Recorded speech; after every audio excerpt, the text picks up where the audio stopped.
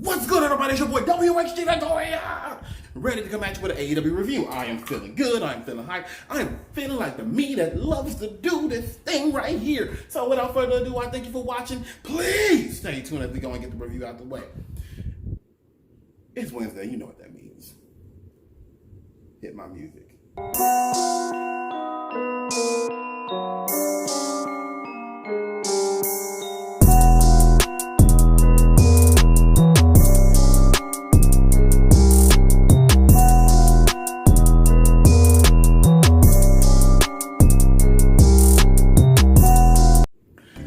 Alright, so let's go ahead and get this thing jumped off with what is an okay opener. We have AEW's #1 ranked for the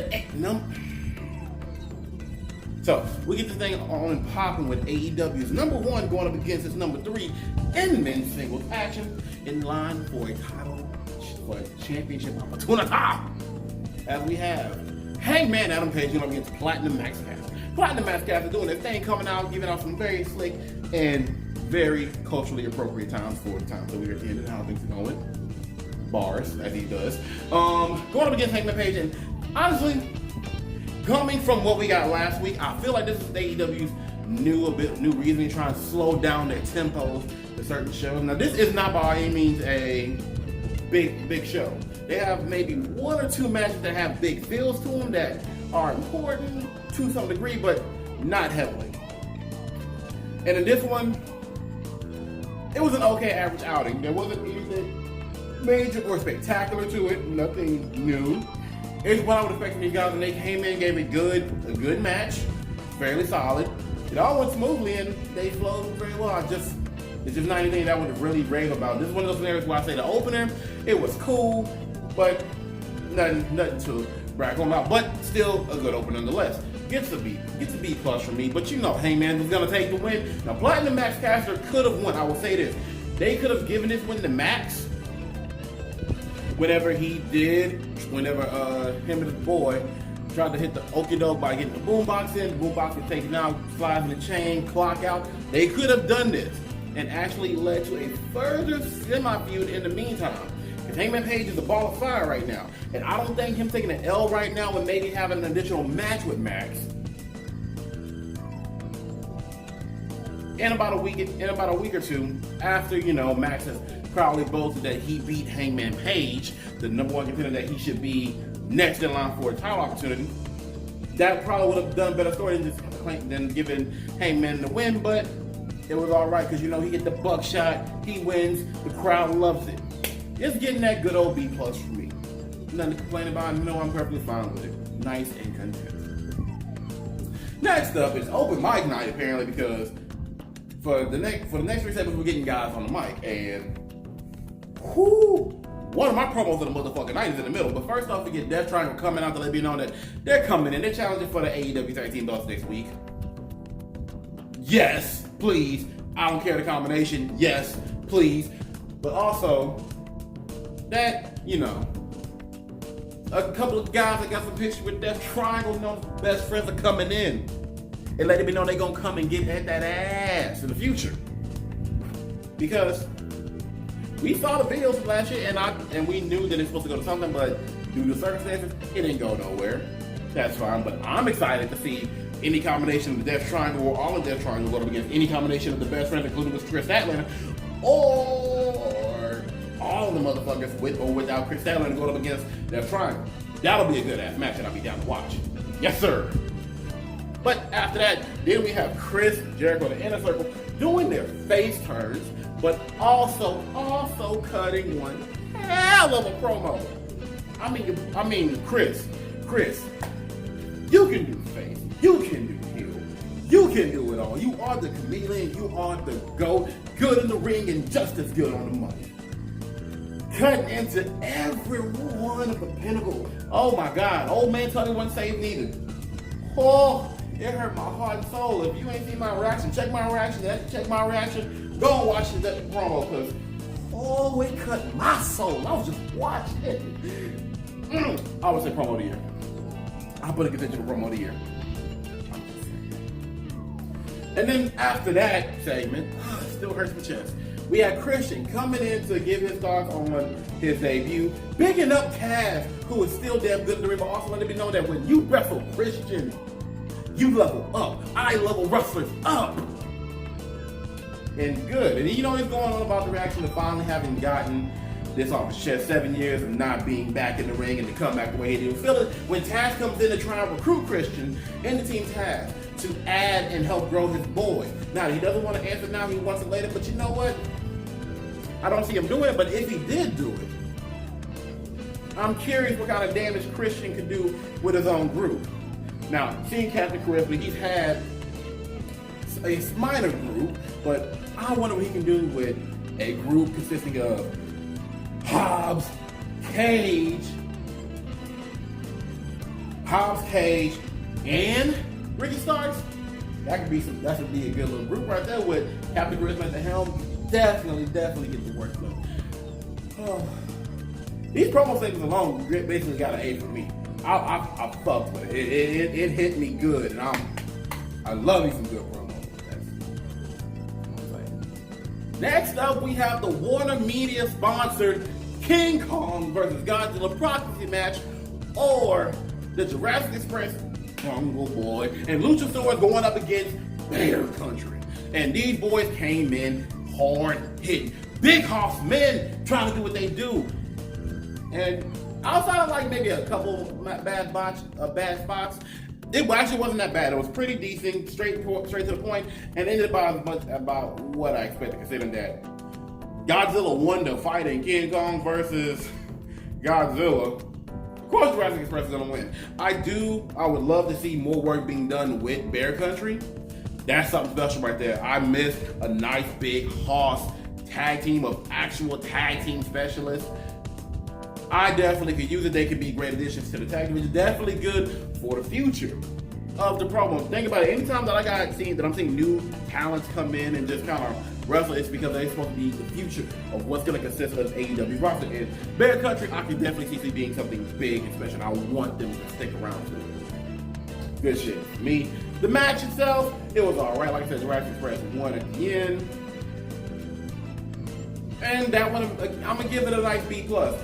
Actually, no, I'm lying. This is going to get an A- because it actually has deep story build that's gone back a couple of months now. So, actually did pretty good. Just the in-ring action, I just wasn't overly excited. But this isn't an overly exciting night, considering everything else happening in the wrestling. Mostly because after that match, Q.T. Marshall cuts his promo. And he comes in and lets it be known how he feels. AEW just made QT feel so much more important. Thank you, Jesus. First of all, with the way this promo went, QT himself looks to be in amazing shape. Him on the mic, being a heel right now, is damn good, like real good, and he cuts into Cody's neck, boy. I tell you what, between saying that he couldn't make it in the feds, he had to go to the indies, basically become a knockoff Sting, taking out them little boys. And then coming in and finally thinking that you helped me out, like you hooked me up whenever I came in, and I've been putting in the work to get this thing on and popping, and what you've been doing, soaking it in. Right back when you was being Ted Jr.'s little lackey. Ooh, baby, it got deep right there. And then when he started rocking down the boys, now Aaron Solo, he ain't really do much for him. He's just like, he was just like, Aaron Solo's not just gonna be somebody's boyfriend, which case I need to figure out who his significant other is, so I know if there's somebody that's bigger than him. That Nick Camarado isn't just a big muscle body, which, all right, cool. And then Anthony Ogogo comes in, and Anthony Ogogo can be a secondary mouth for this group, for this faction, because Anthony Ogogo points out, listen, I am not just some announcer. In the UK, I am a big deal. I am money. I am renowned in that country. That I do more than I come here, I look good, very nice suits. I do Subway commercials. When I come over to the States and I'm in the ring, I'm laying paws on boys. I'm laying hands on mines, and you don't want none. Anthony Gogo just went ahead and just kicked in the door saying he is not one to play with. Now you get me this man good in the ring, we got something special with here, and I'm just like loving it. People like to complain that there's too many factions, too many groups in AEW. Well, you know what? I don't mind it, because if your group can stand out, then it's something. The Dark Order used to be nothing. There was a joke, and now they are fan favorites, and they are the lead babyface faction in AEW. Now now they're gonna be finished. Now you got to deal with the Inner Circle. Amongst the heels, all I'm saying is promos for the night, pretty damn good. It's got me good, got me going. Thoughts. Then it gets followed up with another Sting interview. Sting is interrupted again by Jake Roberts, again, and Lance Archer, again, and then Sting snaps. He's done with the bullshit. He is finally addressing the bullshit, and he agrees with Lance Archer. And Lance, you should not be going away when you are having these big pushes. You go up against Jon Moxley, you go up against insert other individuals where you are, being pushed for the big Darby. No, not Darby. I can't remember, but boy, I tell you, they made a point, and hopefully they're addressing it now, but also we're pushing to the collision of Lance versus Sting, and I'm ready for the bullshit. Because if this is going to be Sting's last match for the year, I think Lance Archer can actually do a damn good job. I feel like Lance's size makes it easier for Sting to work with. Also, I think Lance can actually put on a good showing for him, but that's not what I care about, because next up we have Darby versus JD Drake, another up-and-comer from the Nightmare Factory. And I don't know what it is. Obviously, he's still a little green. He still needs a little bit more experience. No lie, but you know what? This match didn't get it for me.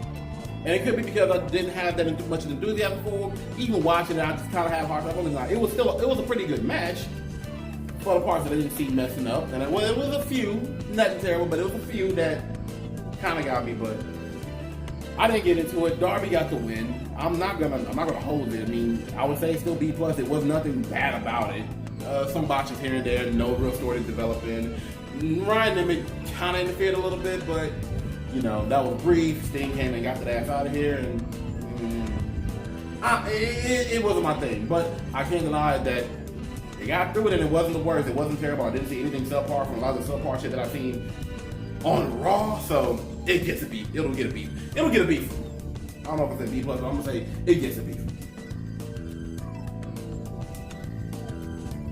So afterwards, we get Jericho having a nice little backstage segment, even complimenting Alex Marvez, which I don't think Alex Marvez gets a lot of compliments like that. I don't think Alex Marvez really gets complimented that much, which is kind of weird. But then, out of nowhere comes the Pinnacle, and they just start whipping the fuck out of Jericho. We learned that they locked up all their circle. They're putting in work with Jericho. He gets pile driven, his head beaten up, he gets choked by Maxie Boy with his scarf that Jericho laid into as being terrible and basically being ripped off the goats. Almost as if his name was Justin Roberts and the Nexus debuts and Daniel Bryan happened to take that belt and just kind of, you know what I'm talking about. But who comes to save him? Does the Inner Circle make it to time? No. What happens is Mike motherfucking Tyson comes out, puts paws on Sean Spears because everybody else is smart enough to get the fuck out of Tyson's way. And then the Inner Circle comes up, and it's that big stare down, and it does lead to the announcement that there's going to be a match next week. I'm going to go ahead and cut that out now, because we're going to get FTR versus the Sex God. Yes. With Mike Tyson special force. Yes. And yes, for a couple of reasons, because that is going to be the first Dynamite without not going head to head against NXT. So I'm liking that they're using this episode. They don't have to put nothing big out and anything fancy out. They make some nice. They do a few big things, mostly with these promos, and basically build for next week's Dynamite, which is going to be bigger, which is a good move for AEW. I'm glad they're going down this route, and it might mean that in the very last battle of the Wednesday Night Wars, they're going to take Giselle, and That's fine. It's Stand and Deliver. I expect more people to be into Stand and Deliver than AEW tonight. But it is what it is. I'm excited for next week. That's going to be a nice little match, especially because it's the return of Les Sex Gods. Yeah, baby. Yeah.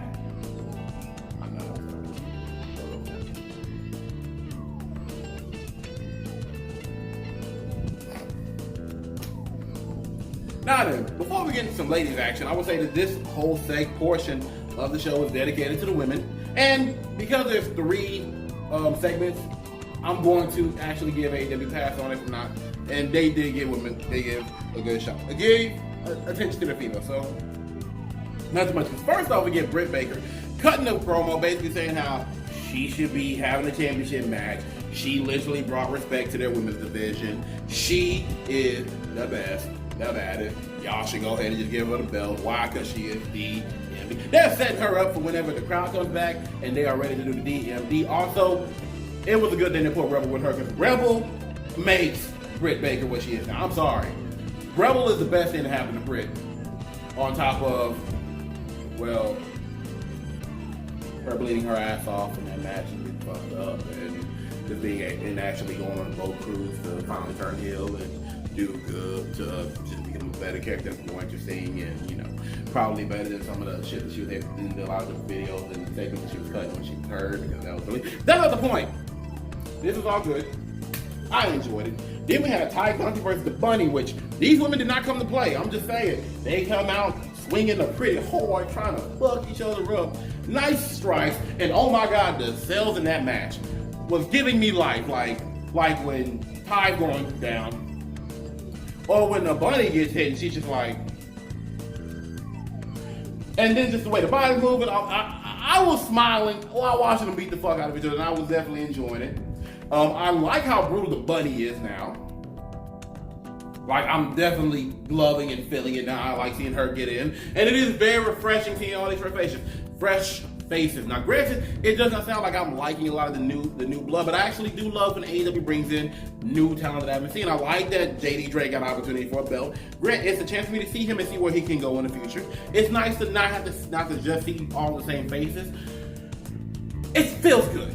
I'm sorry, it just feels good to see different. But now this woman put on in probably my second favorite match of the night, which is nice that it's the second match to the main event. But this one, unfortunately, the Bunny kind of got a little zealous. She tried to go attack Sheeta, which starts a whole big brawl between the Hardy family office and the Dark Order. And then she goes and tries to get over on Ty, but she didn't take out Sheeta, so she had to come in, put that ass in check. And then Ty had to come in and sign a check because that bitch is down. 1, 2, 3, Ty is still on top. Ty's still getting these moves. And we're going to inevitably see Ty versus Sheeta, which I think will actually be a pretty good match. 2 women that are pretty gifted grapplers, damn good strikers. I'm ready for that. I'm ready for it. I'm thinking it'll be nice. And then afterwards, on top of everything else that's being said for next week, and matter of fact, let me get the list. Because what do we got going on next week? We have Darby versus Matt Hardy in a Falls Count Anywhere match for the TNT Championship. And they're giving that away next week, which is good. Fuck yes. Then we're gonna get Jade versus Red Velvet. So they finally get the blocks to their feud, which it's been building. I'm still been interested in it, and I think now is a good time to go ahead and shoot on it. Yes. Also, like I said, we're gonna have Anthony Ogogo making his AEW Dynamite debut, which after the promo he cut tonight, fuck yes. Hopefully it's not too bad a squash, but fuck yeah, I'm ready to see what Anthony Ogogo can do. The Bucks versus Death Triangle. Are you kidding me? It needs to be the opener or the main event. You do not put that in the middle of the show. You don't. I'm sorry. You just don't. And then the aforementioned FTR versus Les Sex Guys, which is going to be a fun match. I'm definitely going to be down for it. Oh, yeah. And as for my women's action, the girls, y'all get an A-. I dig it. It was good. It was good. It was solid. Still some places of lacking, and I wish I could have got a little bit more time, but it's not gonna hold y'all too much. And then we did have Red Velvet.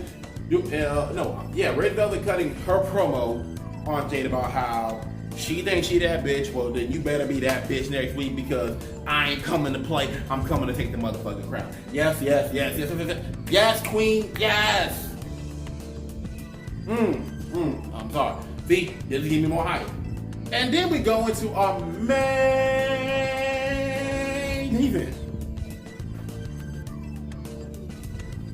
The Super Elite against Moxley and the Bucks.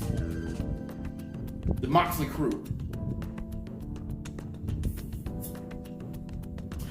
Now then, I got mixed feelings on this match, both from beginning to perfectly fine in the beginning, but the way it ended, it got me. It made me feel funny. Because the story of that match comes down to Matt Jackson having a hard time going at it with Kenny. Nick had no problem putting hands on Kenny, especially once Kenny was on some disrespect shit. It didn't turn out to be a problem. Moxley, of course, has no problem. But when it's Kenny and Matt in the ring,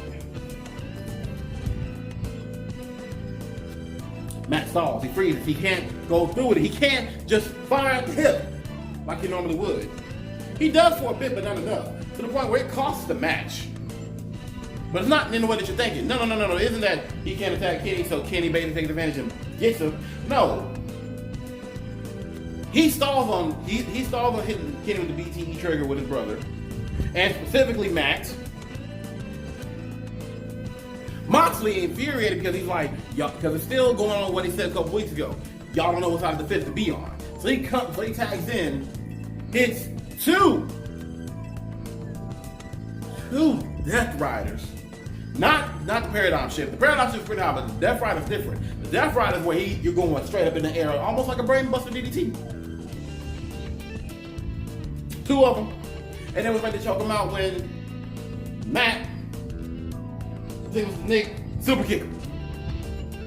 Bam. Bam. And Eddie Kingston comes out because his boy's being turned on. He gets laid out by the Magic Killer. John Moxley gets laid out by the Magic Killer. And at the end of the day, the Bucks are again with Kenny. And instead of hitting the too sweet, they hit the curtain call and hug it out. Now the match was enjoyable, not the best, but it was fun. It had story, which had me more intrigued than anything else. I feel like Nick Jackson needs to hit a solo run. I want Nick Jackson versus Darby Allin for the TNT title. That is a 5-star match waiting to happen. I thought this could have been the Bucks breaking up, which I could have been fine with. But the Bucks are allied with Kenny again. And I'm just gonna say right now, the match itself for me, with the way it went and everything, I'm just gonna give it a great. It's an A, basic A. We're gonna leave it at that. But I don't know how I feel about the Bucks going back the way they did. Kenny talked down on them, told them that they're nothing, and then Kenny's boy Don comes in, smacks out of Matt.